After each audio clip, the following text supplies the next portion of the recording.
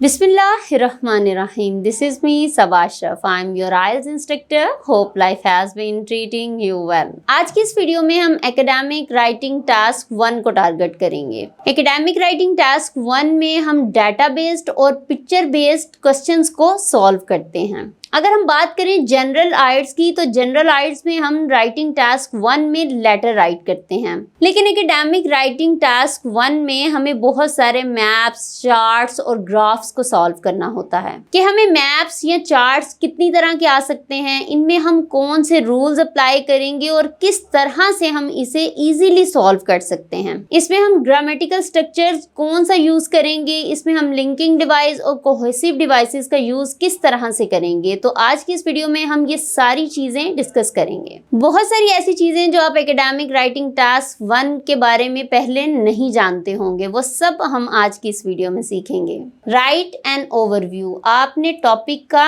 Overview करना है, analysis आपने कर लेना है कि इसमें कौन कौन से ट्रेंड्स बताए गए हैं। नोटिस ओवरऑल ट्रेंड्स, आपने सारे ट्रेंड्स को फोकस कर लेना है। यहाँ पर हम एक पिक्चर से इसके ट्रेंड्स को समझते हैं। कंपैरिजन ऑफ कार थेफ्ट्स, यहाँ पे थेफ्ट्स पर 1000 व्हीकल्स, यहाँ पे 0, 5, 10, 15, 20 एंड 25, इसको हमने नोटिस करना है। फिर हमने 1990, 1991, यहाँ पर कितने ईयर्स की बात की गई है, 1990 टू 1999। कितने कंट्रीज की बात की जा रही है, 1, 2, 3, 4, सबके साइंस सेपरेट हैं। ग्रेट ब्रिटेन, स्वीडन, फ्रांस और कनाडा। इस सारी इंफॉर्मेशन को हम एक दफा अच्छी तरह रीड करेंगे ताकि जब हम राइटिंग स्टार्ट करें तो हमें कोई भी प्रॉब्लम ना हो। लाइन ग्राफ, ये हमारे पास लाइन ग्राफ है। नेक्स्ट हमारे पास है use passive voice. Passive voice हमने ज्यादा यूज करने हैं। When appropriate the electricity is produced in third stages. Electricity is produced, किसने इलेक्ट्रिसिटी प्रोड्यूस की, बंदा मौजूद नहीं है। मींस हमने उन सेंटेंसेस का यूज करना है जिसमें सब्जेक्ट मौजूद नहीं होगा। अगर आप आइल्ट्स में अच्छे बैंड्स लेना चाहते हैं तो आप पैसिव वॉइस का यूज राइटिंग में ज्यादा करें। नेक्स्ट रूल है हमारे पास, write at least minimum 150 words. 150 word से 10 वर्ड्स ज्यादा हो जाएं कोई इशू नहीं, लेकिन आपने इससे कम नहीं राइट करने। Use linking device, linking device की वीडियो डिस्क्रिप्शन में मौजूद है। Use linking devices to signal contrast, addition etcetera. Brainstorm synonyms, mean के एक ही आपने वर्ड का यूज नहीं करना। अगर आपने गेट राइट कर लिया है तो फिर आपने अचीव राइट करना है, दोबारा हमने गेट का यूज नहीं करना। एंड अवॉइड रिपीटेशन, मतलब एक ही वर्ड को बार बार आपने यूज नहीं करना। मिनिमाइज सिंपल एरर, आपने छोटी छोटी गलतियां नहीं करनी और ज्यादा लाइन को एक्सप्लेन करके नहीं राइट करना। जितनी शॉर्ट फॉर्म में आप इसे राइट कर सकते हैं आपने राइट करना है। अब देखते हैं कौन से रूल्स आपने अप्लाई नहीं करने। Don't focus on describing and analysing all the details, मतलब अपने सारी डिटेल्स पर फोकस नहीं करना। Don't make personal comment, personal comment बिल्कुल नहीं करने। बीच में क्राइसिस का नहीं बताना, बस आपने ये एक्सप्लेन करना है कि इंक्रीज हो रहा है और डिक्रीज हो रहा है। आपने इसमें प्रॉब्लम्स नहीं बताने। अब don't copy the task instructions in your introduction, आपने इंस्ट्रक्शंस में से ही डाटा को कॉपी नहीं करना। इन योर ऑन वर्ड्स, मतलब अपने वर्ड्स में थोड़ा सा बताएं कि मैप में या ग्राफ में क्या बताया गया है। पैराफ्रेज देम मींस कि आप इसकी तशरीह करें, एक्सप्लेन करें in your own words. Don't use informal language, informal language आपने यूज नहीं करनी। Phrasal verbs, idiom, slang words etcetera. Don't describe the graph in a haphazard manner, try to find a logic. Temporal, topical and consequential, आपने किसी भी बेतरतीब information का use नहीं करना। वक्ती आप किसी भी नतीजे का जिक्र कर रहे हैं कि इसके करने से ऐसा हो सकता है, ऐसा आपने कोई सेंटेंस उसमें ऐड नहीं करना। Don't make mistakes with the numbers you are quoting, they have got to be exact. Numbers में आपने कोई भी मिस्टेक्स नहीं करनी है, आपने वो इंफॉर्मेशन ऐड करनी है जो एग्जैक्ट है। फॉर एग्जाम्पल हमारे पास 2000 है तो हमने 2000 ही ऐड करना है, 1999 हमने ऐड नहीं करना। पैसिव वॉइस का यूज करना है। 150 वर्ड्स हमने राइट करने हैं, इससे कम वर्ड्स हमने राइट नहीं करने। लिंकिंग डिवाइसेस का यूज करना है। छोटी छोटी गलतियां आपने नहीं करनी। और ब्रेनस्टॉर्म सिनोनिम्स मींस कि एक ही वर्ड को आपने बार बार यूज नहीं करना, उससे मिलता जुलता डिफरेंट वर्ड आपने यूज करना है। फर्स्ट लाइन को आपने इंस्ट्रक्शंस में से आपने कॉपी नहीं करना, आपने अपने वर्ड्स में उसे एक्सप्लेन करना है। ओके, अब नेक्स्ट हम इसकी टाइप्स देखते हैं। टाइप्स ऑफ टास्क 1, टाइप्स कौन कौन सी हैं? There are 2 types of diagram, data based and picture based. Time division हमारे पास कितना होगा?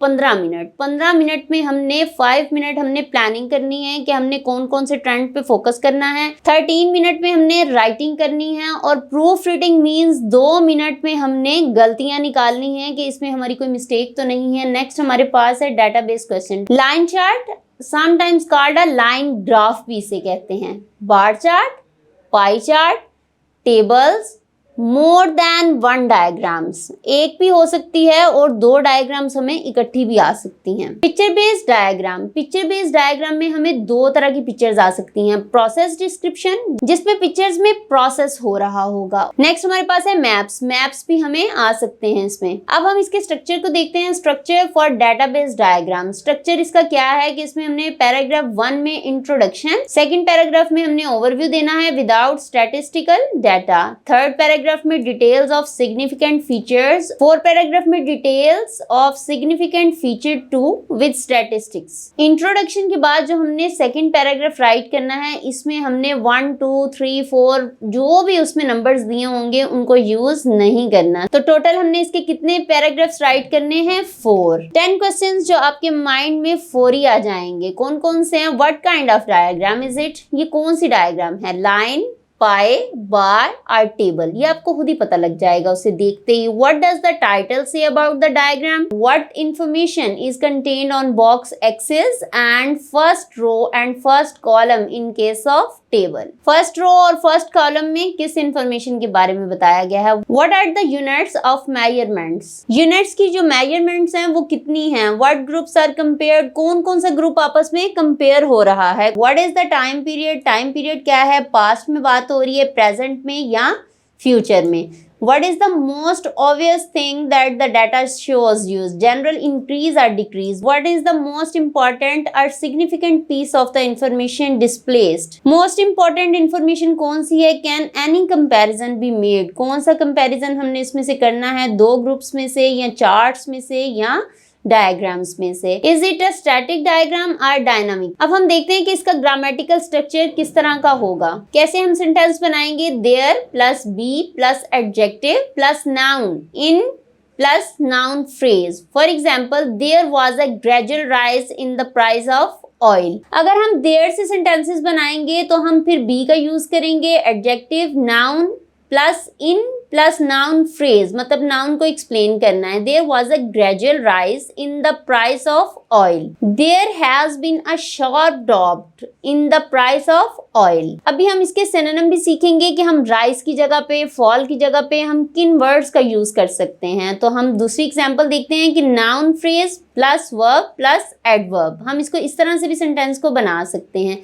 The price of oil rose gradually. The price of oil has risen dramatically. इन दोनों स्ट्रक्चर से हम राइटिंग टास्क 1 के सेंटेंसेस बना सकते हैं। देखिए इसमें हमने सब्जेक्ट का यूज तो नहीं किया ना, आपने सब्जेक्ट का यूज नहीं करना, ही, शी, इट का यूज आपने नहीं करना। Describing trends in task 1, useful graphical language. अगर हम राइस यूज करेंगे तो राइस की जगह पे हम कौन कौन से वर्ड्स यूज कर सकते हैं? Incline, an increase, a surge, a growth, a peak, skyrocket, boost, spring up, bullish trend, rising slope, hike, soar, lift. लेकिन अगर आप इन सारे वर्ड्स को माइंड में रखेंगे तो वहां पर आपको ये यूज करना मुश्किल होगा। मैं स्टूडेंट्स को अक्सर कहती हूँ कि आप इनमें से एक वर्ड सेलेक्ट कर लें, नहीं तो 2 अपने माइंड में अच्छे अच्छे से वर्ड्स रख लें जो आपको वहां जाके राइट करने में आसानी हो, उन्हीं के साथ आप प्रैक्टिस करें। डिक्लाइन, डिक्लाइन की जगह पे हम कौन से वर्ड यूज कर सकते हैं? डिक्रीज, ड्रॉप, डिसेंड,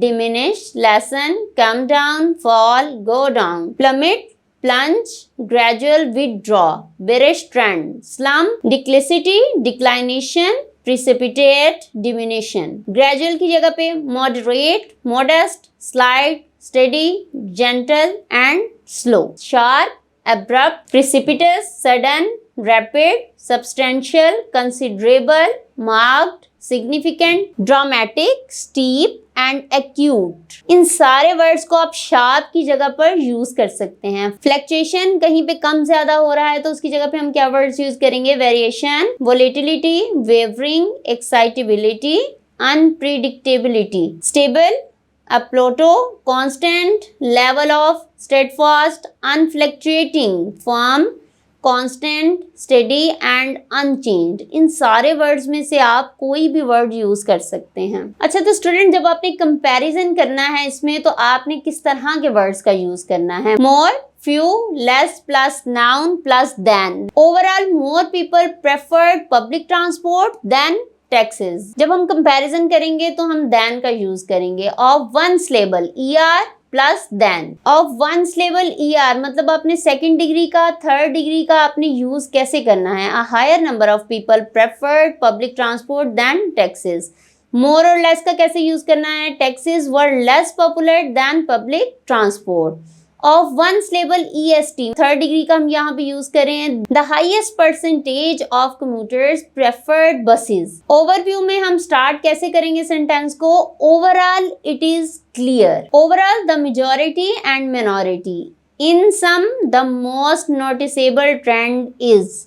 नेक्स्ट हमारे पास है to summarise the most marked changes. आपने इसमें टू कंक्लूड का यूज नहीं करना, it is only for discursive essays. Essays के लिए इसको यूज करते हैं। नेक्स्ट हमारे पास आ जाते हैं टेंसेज। जैसे कि मैंने आपको पहले भी बताया है कि आपने टॉपिक में देख लेना है कि पास्ट की बात हो रही है, प्रेजेंट की बात हो रही है, कि फ्यूचर की बात हो रही है, तो आपने उस तरह से सेंटेंसेस बनाने हैं। इधर एग्जाम्पल से इसको समझते हैं। If the time is one point in the past, for example January 1990, then you should use the past tense. अगर आपको 1990 की बात कर रहा है तो आपने कौन से सेंटेंसेस बनाने हैं? पास्ट टेंस का यूज करना है। If it has projects for the future, future के हैं, फ्यूचर की बात कर रहा है, for example 2045, we use future sentences. Next हमारे पास है if there is no time, अगर टाइम का यूज नहीं किया, वी यूज प्रेजेंट सिंपल, तो हम प्रेजेंट सिंपल का यूज करेंगे। अब हम देखते हैं कि हमने अप्रोक्सीमेशन, परसेंटेज और फ्रैक्शंस का यूज इसमें कैसे करना है। Below in range of expressions that can be used to express percentages.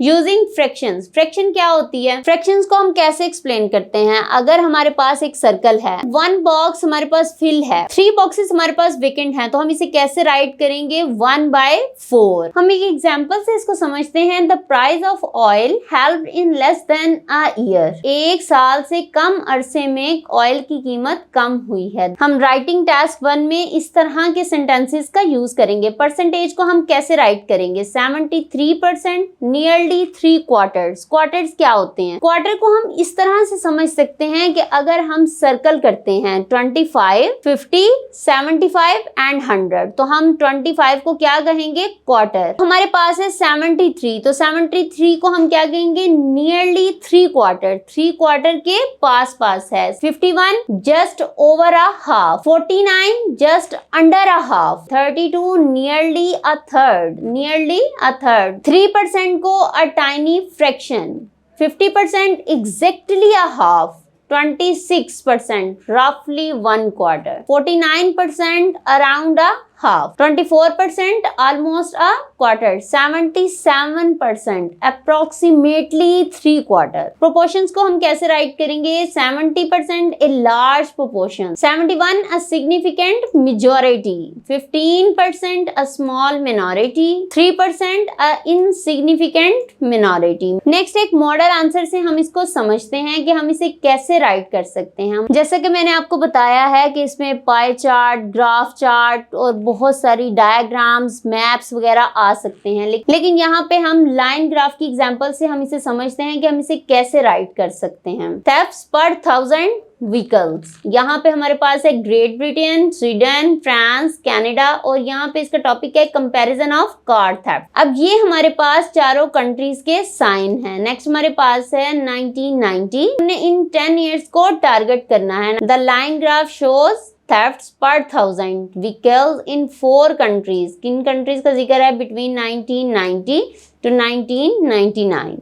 Summarize the information by selecting and reporting the main features and make comparison where relevant। आपने comparison करना है जहां पर relevant होगा। Write at least 150 words, 150 words को आपने write करना है। फर्स्ट लाइन में हमने सारी information बता देनी है। The line graph compares the number of car thefts measured in thousands in 4 countries from 1990 to 1999। Overall, it can be seen। जैसे आप 3-4 statements का यूज कर सकते हैं, उन चारों में से आप कोई भी याद कर लें। यहाँ पे हमने यूज किया overall it can be seen, it's a passive voice that card thefts were far higher in Great Britain than in other 3 countries throughout the whole time frame. सबसे ज्यादा कार चोरी कहाँ पर हुई है? ग्रेट ब्रिटेन में। तो हम इसे कैसे राइट करेंगे? Card thefts were far higher in Great Britain than in the other 3 countries throughout the whole frame. 3 countries में कम और ग्रेट ब्रिटेन में ज्यादा चोरियां हुई हैं। येट कहता है फिर भी this number for all these nations for slightly variations remained at the same point where it started except for Sweden where the number increase substantially. अब वो इन तीनों कंट्रीज का कंपैरिजन कर रहा है कि 1999 तक इन सारी कंट्रीज में चोरियां होती रही हैं, लेकिन स्वीडन में इसमें इजाफा हुआ था। टू बिगिन, शुरू करने के साथ card thefts in Sweden, France and Canada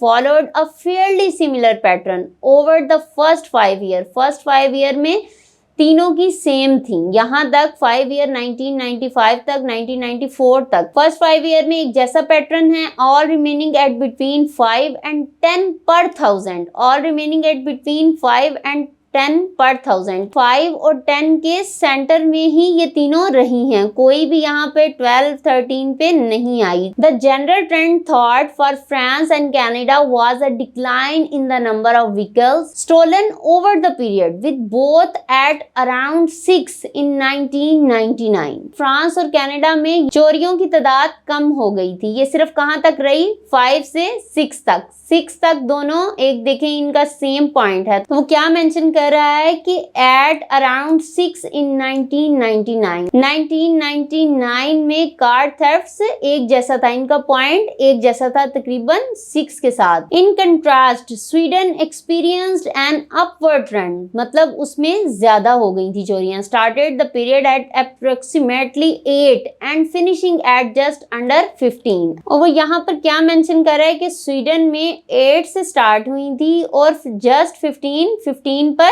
खत्म हो गई। Interestingly card thefts in Great Britain started at 18। कहाँ से स्टार्ट हुई थी? 18 से। 18 यहाँ पर देखते हैं 18 से स्टार्ट हुई थी, जबकि यहाँ पर डिक्लाइन हुई है। तो हम कैसे राइट करेंगे? Which far exceeded that of the other countries. Other countries में जबकि बढ़ी थी। It then fluctuated over the next 9 years reaching a peak of 20 thefts per 1000 in 1996 and ending the period slightly over than it began at approximately 17 per 1000। 9 years में कभी ये कम और कभी ये ज्यादा होती रही। यहाँ पे वो मेंशन कर रहा है कि 1996 में फिर बढ़ गई और जहां से शुरू हुई थी, मतलब 17 में स्टार्ट हुई थी, तो 17 में ही ये एंड हो गई। इन दोनों बैंक्स को वो शो कर रहा है कि इन दोनों के किनारे जो हैं वो 17 में ही स्टार्ट हुई थी और 17 में ही खत्म हो गई। अगर आपको वीडियो पसंद आई है तो don't forget to like this video, subscribe to the channel and hit that notification bell so you won't miss any new future explorations with me. So keep learning, keep exploring and keep shining. Take care of yourself. अल्लाह हाफिज।